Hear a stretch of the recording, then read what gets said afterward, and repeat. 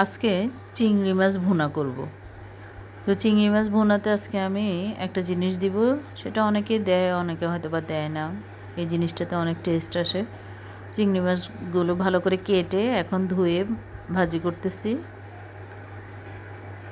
তাই এখন একটু পেঁয়াজ আর একটু টমেটো দিয়ে দিলাম। টমেটোটা আর পেঁয়াজটা একদম যখন গলে যাবে তখনই একটু রসুন আর একটু জিরের গুঁড়া দিয়ে দিব।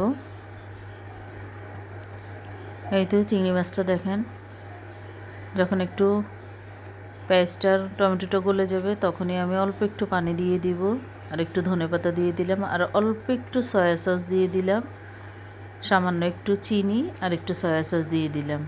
অবশ্যই আমার কথা ধরে এই দুইটা জিনিস দিয়ে একটু টেস্ট করবেন, দেখবেন বাচ্চারা অনেক মজা করে খাবে।